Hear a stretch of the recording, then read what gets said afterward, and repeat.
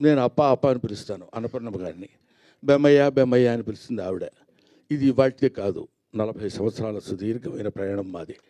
అందుకని ఆవిడ కనపడితే నాకు ఒక్కసారి my happiness news no bounds.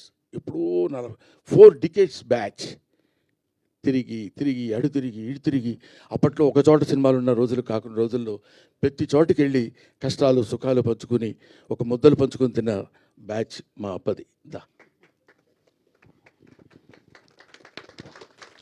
ఇప్పుడు తలకి రంగేయటం మానేసింది, కానీ ఒకప్పుడు అబ్బు. థ్యాంక్ యూ నాన్న, థ్యాంక్ యూ వెరీ మచ్. నేను ఎవరికి డబ్బులు ఇవ్వలేదు, వాళ్ళంతా వాళ్ళే ఏమాత్రం ప్యాకేజ్ ఇచ్చామని అడుగుతారేమో భయంగా ఉంది. అదే అందరికీ నా హృదయపూర్వకమైన నమస్కారాలు. ఈరోజు నేను ఈ సినిమా ఫంక్షన్కి రావడానికి ముఖ్య కారకుడు సప్తగిరి. ఇది బాగుంది, ఇంతవరకు చప్పట కొట్టడం బాగుంది. ఈ తర్వాత ఎంత తిట్టాలో మీరే నేర్చుకోండి. నాకు ఒక ఇన్విటేషన్ లేదు, అవునా కాదైతే ముందే పెట్టుకుని చెప్తున్నా. లేదు గురుగారు, మీరు 6 గంటల తర్వాత అదిగా ఒకసారి గురుగారు మీరు దండం పెడతా గురుగారు, ప్లీజ్ నేను పెట్టండి, మీరు ఆశీర్వదించండి. నేను అదిగో 6 గంటల తర్వాత నేను ఇక్కడికి వచ్చి వెళ్ళిపోవాలంట. ఏమయ్యా, మీ ప్రొడ్యూసర్ కూడా ఒక పిలవలేదు, మీ డైరెక్టర్ ఎవరో తెలియదు నాకు. పోనీ సినిమాలో యాక్ట్ చేయకపోయాను. వాళ్ళు ఎవరన్నా వాళ్ళు కూడా నీ ఇష్టమైతే రా, అది నీ అదృష్టం, లేకపోతే నేనేం చేయగలను. నీ అదృష్టాన్ని పరీక్షించుకుని నువ్వు రాగలిగితే మేము ఆనందిస్తామన్నట్టు వాళ్ళిద్దరూ సైలెంట్గా ఊరుకున్నారు, ఈయన ఊరుకున్నారు.